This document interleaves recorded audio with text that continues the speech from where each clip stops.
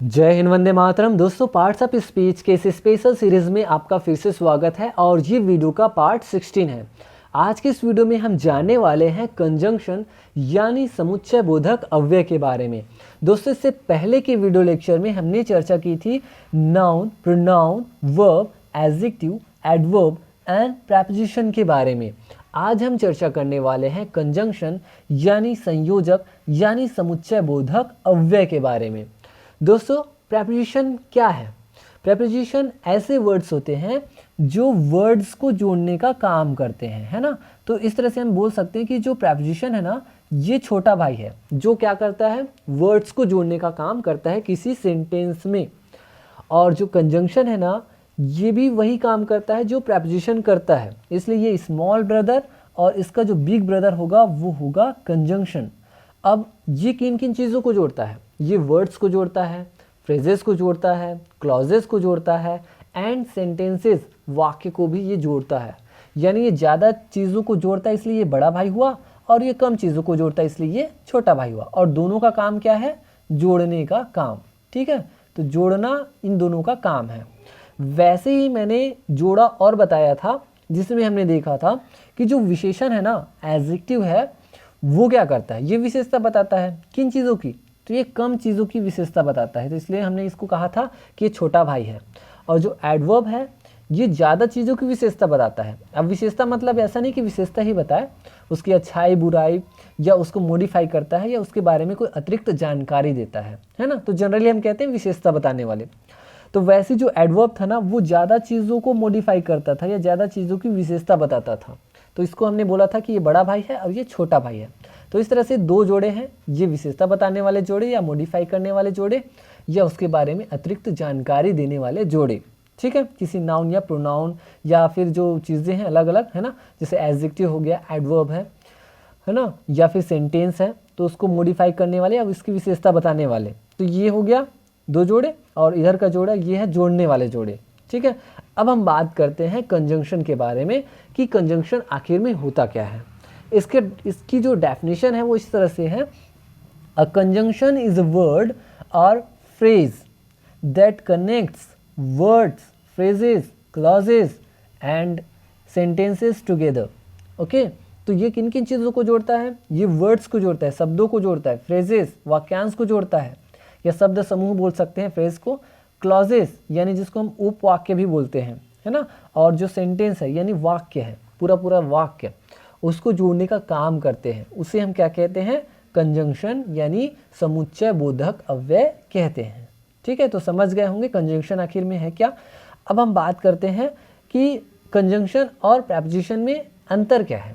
देखिए, जो प्रेपोजिशन है ना, वो छोटा भाई है तो छोटा काम करेगा और वो एक सेंटेंस में रहेगा। देखिए, the ball is on the table, यहाँ पे जो बॉल है ना वो टेबल के ऊपर है, तो यहाँ पे जो ऑन है ना वो शब्दों को जोड़ रहा है। जैसे टेबल को किसके साथ जोड़ा है? अन्य जो वर्ड्स है उनके साथ जोड़ा है। The ball is on the table. वैसे यदि हम बात करें द बॉल इज माइन, यहाँ पे एक सेंटेंस, मतलब ये दो सेंटेंस है आपके पास, है ना। The ball is on the table एक सेंटेंस हुआ और द बॉल इज माइन ये दूसरा सेंटेंस हुआ। अब जो वर्ड्स को जोड़ने का काम किया प्रेपोजिशन ने। अब जब मैं बोलूँगा कि भाई दो सेंटेंस है, आप दोनों को जोड़ो, तो ये जो प्रेपोजिशन है छोटा भाई है, छोटा काम कर पाता है ना, वर्ड्स को बस जोड़ पाता है। अब बड़ा काम करना है तो किसको लाना पड़ेगा? आपको कंजंक्शन को लाना पड़ेगा। अब बड़ा काम करेगा ये, the ball is on the table and the ball is mine. तो यहाँ पे एंड जो आया ना, ये कंजंक्शन है जो दो सेंटेंस को जोड़ दिया। यानी बड़ा काम जब करना हो तो कंजंक्शन, छोटा काम करना हो तो प्रेपोजिशन। यानी यहाँ पे जैसे ऑन है वो छोटी छोटी चीज़ों को जोड़ रहा है ना। तो ये है अंतर प्रेपोजिशन एंड कंजंक्शन में, और दोनों का काम सेम है। अब देखिए, जो कंजंक्शन है वो किन किन चीज़ों को जोड़ता है और कैसे जोड़ता है। देखिए, वर्ड्स को कैसे जोड़ता है। देखिए यहाँ पे राम और मोहन स्कूल जाएंगे, यहाँ पे Ram and Mohan will go to school. ठीक है, तो यहाँ पे वर्ड्स को जोड़ा ना, राम और मोहन को जोड़ने का काम किया एंड ने। तो एंड क्या है? कंजंक्शन है। वह चतुर लेकिन आलसी था, he was clever but lazy. तो यहाँ पे क्लेवर एंड लेजी ये दो वर्ड्स को जोड़ने का काम कौन किया? बट ने किया। तो बट कंजंक्शन जो वर्ड्स को जोड़ रहा है। फ्रेजेस को जोड़ने का काम करता है कंजंक्शन। देखिए, वह आमतौर पर लाइब्रेरी या कैफ़े में पढ़ती है। She usually studies in the library और एट अ कैफ़े। तो यहाँ पे जो और है ना, ये कंजंक्शन है जो किनको जोड़ रहा है, इन द लाइब्रेरी ये हुआ, या फिर एट अ कैफ़े, ये क्या है, फ्रेजेस है ना, शब्द समूह बोल सकते हैं या वाक्यांश भी बोलते हैं इसको। तो इनको जोड़ने का काम कौन किया, और ने किया। वैसे कुत्ते ने अपनी पूंछ हिलाई और उत्साह से हाँफने लगा। The dog wagged, okay, the dog wagged his tail and panted excitedly. तो यहाँ पे जो एंड आया ना, वो किसको ऐड किया, तो यहाँ पे हिज टेल, ओके, यहाँ पे सॉरी, यहाँ पे हो जाएगा the dog wagged his tail and panted excitedly. तो यहाँ पे आ जाएगा ये वाला wagged his tail and panted excitedly. ठीक है, तो इस तरह से ये दो फ्रेज को जोड़ने का काम किया एंड ने। नेक्स्ट देखते हैं क्लॉजेस को जोड़ने का काम कैसे करता है। राधा कहती है कि उन्हें डांस करना पसंद है। Radha says that she likes dancing. तो यहाँ पे क्लॉजेस को जोड़ने का काम कर रहा है ये दैट कंजंक्शन। यहाँ पे दो क्लॉज है, ये राधा सेज एक क्लॉज हुआ और ये वाला क्लॉज सी लाइक्स डांसिंग। तो इस तरह से दो क्लॉज को जोड़ने का काम दैट ने किया।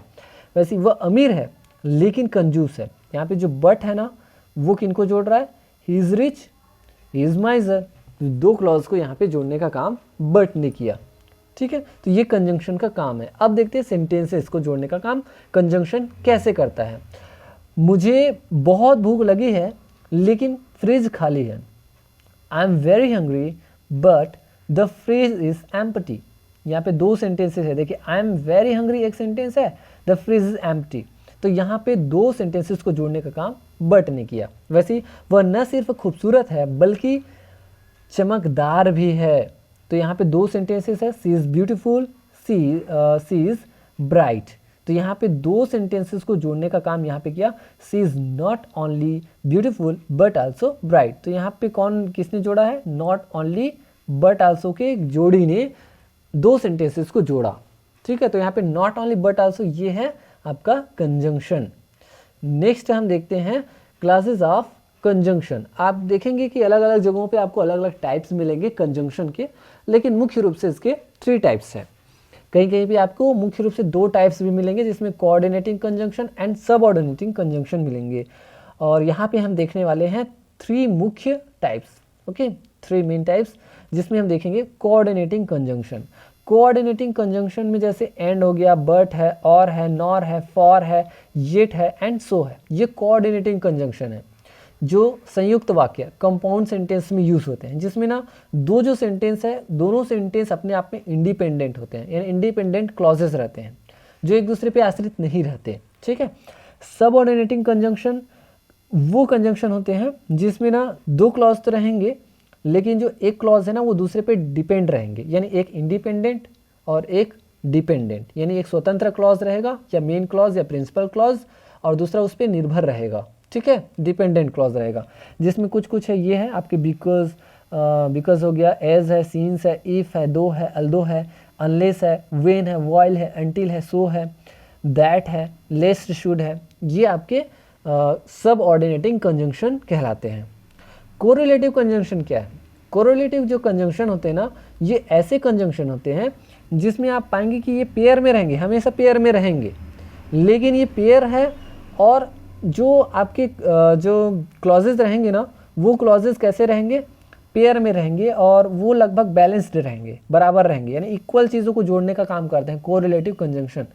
यानी एक साइड और दूसरा साइड दो आपको जो है क्लॉज मिलेंगे और दोनों जो है लगभग इक्वल रहेंगे, यानी इक्वल बैलेंस्ड वर्ड्स रहेंगे, इक्वल वर्ड्स रहेंगे, या फिर फेजेस रहेंगे, या फिर क्लॉजेस रहेंगे। उन सारी चीज़ों को जोड़ने का काम कोरिलेटिव कंजंक्शन करते हैं। जैसे में ईदर आर हो गया, नीदर नॉर हो गया, both and, not only but also, no sooner than, whether, और ये है आपके कुछ एग्जांपल्स। ठीक है, तो कुछ एग्जांपल्स है और कुछ एग्जांपल्स को हम समझते हैं। जैसा कि अभी हमने नॉट ओनली बट आल्सो को देखा है ना पिछले एग्जांपल्स में, तो वैसे कुछ एग्जांपल्स हम देख लेते हैं, क्योंकि कंजंक्शन का जो पोर्शन है वो काफ़ी बड़ा है, काफ़ी लेंदी है, जिसको एक वीडियो में कवर कर पाना बहुत मुश्किल है, इसलिए हम धीरे धीरे हर चीज़ों का, हर एक जो आपके जो कंजंक्शन है ना, उसका यूज़ हम आगे आने वाले वीडियोज़ में समझेंगे अलग अलग पार्ट्स में। तो देख लेते हैं कुछ इंपॉर्टेंट कंजंक्शंस। तो एंड है जो काफ़ी इंपॉर्टेंट कंजंक्शन है, जो आपके कोऑर्डिनेटिंग कंजंक्शन है, ठीक है। तो यहाँ पे एग्जांपल है एंड का, राम और श्याम अंग्रेजी सीख रहे हैं, तो Ram and Shyam are learning English. तो यहाँ पे एंड आपके यूज़ हो गया, जिसे वहाँ पे वर्ड्स को जोड़ रहा है। वह एक जिम और योगा क्लास में शामिल हो गई है, she has joined a gym and a yoga class. तो एंड से हमने जोड़ लिया, सेम टाइप के जो वर्ड्स है उसको जोड़ते हैं एंड से। बट का यूज़ देखिए, बट में कॉन्ट्रास्ट दिखाना होता है, तब हम बट का यूज़ करते हैं। देखिए, राम ने कोई कोचिंग ज्वाइन नहीं की है ना, राम ने कोई कोचिंग ज्वाइन नहीं की है, लेकिन वह अंग्रेजी सीख रहा है। Ram has not joined any coaching but he is learning English. तो यहाँ पे जो बट है ये आपके कंजंक्शन है जो कॉन्ट्रास्ट को दर्शाता है।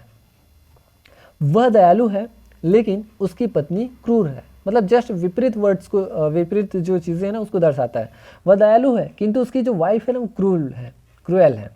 तो यहाँ पे क्रूर है ना, तो he is kind but his wife is cruel. तो यहाँ पे बट आपके कंजंक्शन है।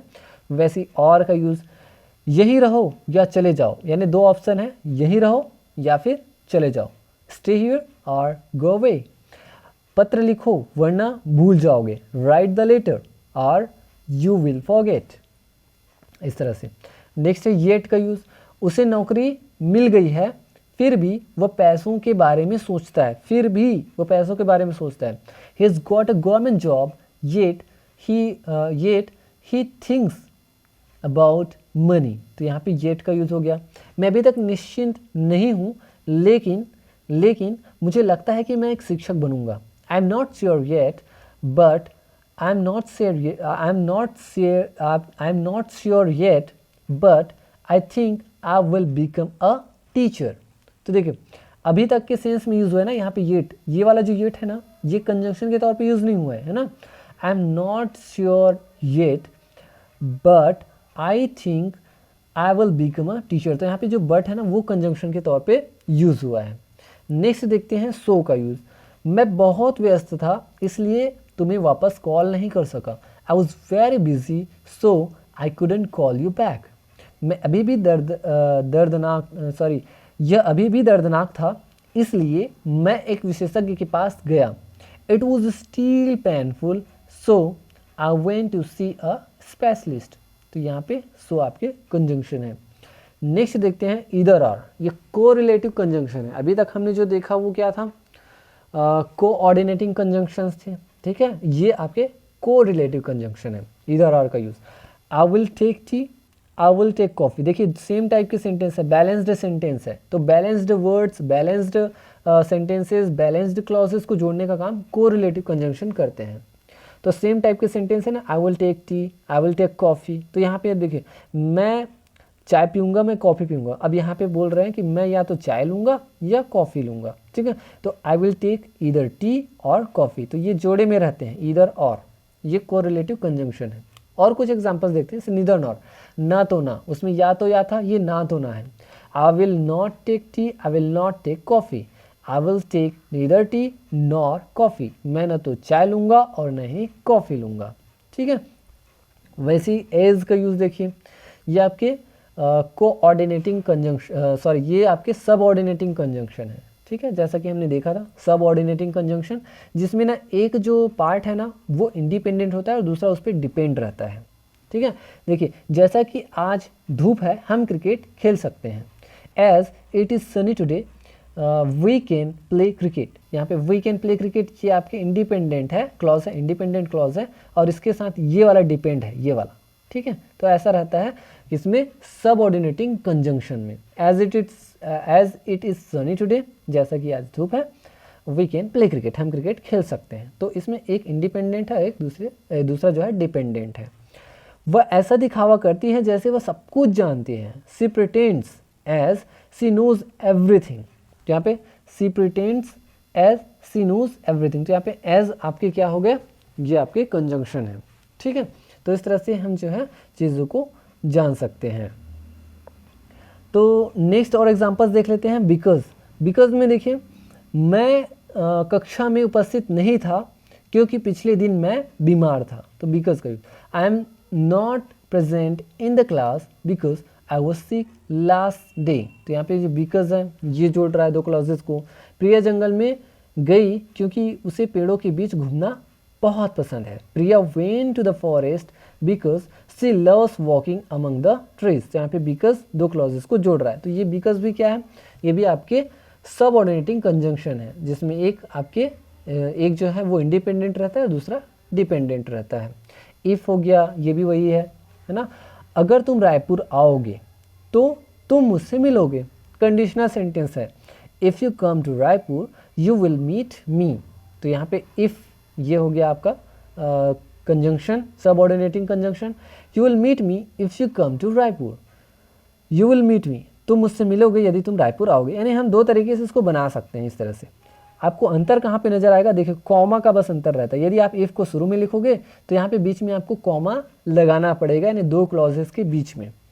और यदि आप इफ़ को बाद में लिखते हैं, इस वाले क्लॉज को पहले लिखते हैं, you will meet me if you come to Raipur. तो इस तरह से यदि आप इंडिपेंडेंट क्लॉज को पहले लिखते हैं ना, तो यहाँ पे आपको जो है कॉमा लिखने की ज़रूरत नहीं रहती, यानी कॉमा नहीं लिखना है, ठीक है। अगर तुमने मेहनत की होती तो तुम पास हो सकते थे। If you had worked hard you could have passed. तो ये कंडीशनल सेंटेंसेस के अलग अलग टाइप्स होते हैं, वो ये अलग टाइप हैं, थर्ड टाइप 3, ठीक है। तो ये हो गया if you had worked hard you could have passed. तो इस तरह से इफ़ का यूज़ हो गया। इफ़ से रिलेटेड बहुत सारे कंडीशनल सेंटेंसेस बनते हैं, जिसके बारे में आने वाले वीडियोज़ में अच्छे से देखेंगे, ठीक है। अनलेस जो होता है ना, वो इफ़ का जस्ट नेगेटिव वर्ड्स होता है, नेगेटिव होता है, मतलब जब तक नहीं के सेंस में, अगर नहीं, यदि नहीं, इस सेंस में यूज़ होता है। यानी इफ़ का जस्ट नेगेटिव पॉइंट होता है अनलेस, यानी अनलेस अपने आप में नेगेटिव होता है, इसमें आपको नॉट लगाने की ज़रूरत नहीं रहती। जब तक आप रायपुर नहीं आएंगे मुझसे नहीं मिलेंगे। Unless you come to Raipur, यानी अनलेस का मतलब हो गया जब तक आप रायपुर नहीं आएंगे, या यदि आप रायपुर नहीं आएंगे, ठीक है। You will not meet me, आप मेरे से या तुम मुझसे नहीं मिलोगे, आप मेरे से नहीं मिलोगे या आप मुझसे नहीं मिलोगे। जब तक आप उसे सॉरी नहीं कहेंगे वह कॉल अटेंड नहीं करेगी। She will not attend the call unless you से हर सॉरी। तो इस तरह से हम जो है अनलेस का यूज़ कर सकते हैं, इफ़ या अनलेस का यूज़ कर सकते हैं, ठीक है। अब यहाँ पे अनलेस आप लिखे हैं तो यहाँ पे कॉमा लगाने की ज़रूरत नहीं है। तो she will not attend the class unless you से हर सॉरी, ठीक है। नेक्स्ट एग्जाम्पल देख लेते हैं, और नेक्स्ट है वाइल का यूज़। वाइल का यूज़ कब करना होता है, जैसे दो जो काम है ना वो एक साथ जब हो रहा होता है तब हम वाइल का यूज़ करते हैं। मैं रात का खाना खाते समय समाचार देखता हूँ, तो I watch the news while having dinner. मतलब डिनर करते करते, एक देखिए डिनर कर रहे हो, खाना खा रहे हो, खाते खाते हम क्या कर रहे हैं, न्यूज़ देख रहे हैं। तो दोनों काम एक साथ हो रहा हो तो वाइल का यूज़ करते हैं। जब मैं कपड़े धो रहा था मेरा दोस्त सो रहा था, यानी while I was washing clothes my friend was sleeping. यानी जब मैं कपड़ा धो रहा था, वो एक काम चल रहा था धोने का काम, और दूसरा काम चल रहा था सोने का काम। दोनों काम एक ही समय पे हो तब वाइल का यूज़ करते हैं। वेन का यूज़ जब हम करते हैं ना, तो एक काम के बाद दूसरा काम होता है, एक साथ नहीं, अलग अलग टाइम पे। जब मेरा भाई आता है तो मैं समाचार देखता हूँ। मेरा भाई जब आता है, आने का काम, एक काम पहले होता है फिर दूसरा काम स्टार्ट होता है, ठीक, तब हम वेन का यूज़ करते हैं। तो वाइल एंड वेन में अंतर यही है, आपको जान लेना है। I watch the news when my brother comes. जब वह घर पहुंची तो बारिश हो रही थी, जब वो पहुंची तो बारिश हो रही थी, यानी पहुंचने का काम हुआ देन बारिश। तो यहाँ पे देखिए it started raining when she reached home. जब वह घर पहुंची तो बारिश हो रही थी, या बारिश होना स्टार्ट हुआ इस टाइप से, ठीक है। तो यहाँ पे इट स्टार्टेड है ये, ठीक है, यहाँ पे आप डाल लेंगे, ये हो जाएगा आपका started. It started raining when she reached home, okay. तो ये हो गया वेन का यूज़। वैसे नो सूनर दैन का यूज़, नो सूनर दैन का यूज़ कैसे करते हैं, देखिए नो सूनर देन, मैं ऐसा किया ही नहीं था कि ऐसा होने लगा या ऐसा हुआ, इस टाइप से यूज़ करते हैं। जैसे मैं घर पहुंचा ही नहीं था कि बारिश शुरू हो गई, ठीक है। No sooner did I reach home then it started raining, यहाँ पे भी स्टार्टेड है, ठीक है, देन इट स्टार्टेड रैनिंग।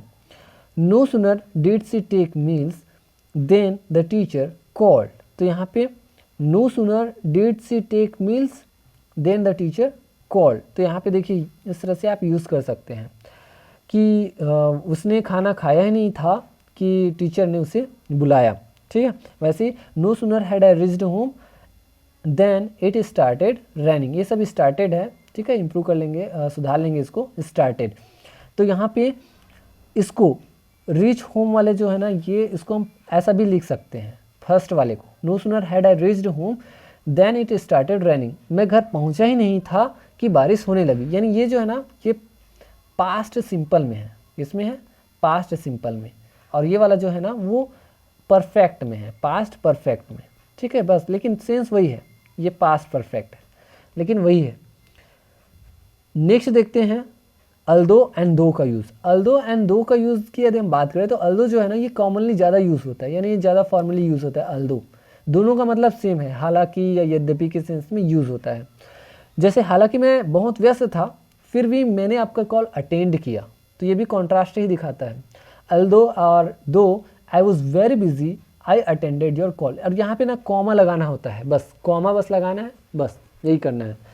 यद्यपि या हालांकि वह अमीर है फिर भी वह बहुत दुखी है। दो या फिर although he is rich he is unhappy. तो इस तरह से हम यूज़ कर सकते हैं, कॉमा का यूज़ करना है फिर भी के लिए, अलग से कोई आपको ऐड करने की ज़रूरत नहीं है। वैसे लेस्ट शुड का यूज़ कब करते हैं, कहीं ऐसा ना हो इस सेंस में यूज़ करते हैं। देखिए, नियमित अध्ययन करो, कहीं ऐसा ना हो कि तुम असफल हो जाओ। Study regularly लेस्ट you should fail. तो यहाँ पे बोला जा रहा है कि स्टडी रेगुलरली करो, कहीं ऐसा ना हो कि तुम फेल हो जाओ, है ना।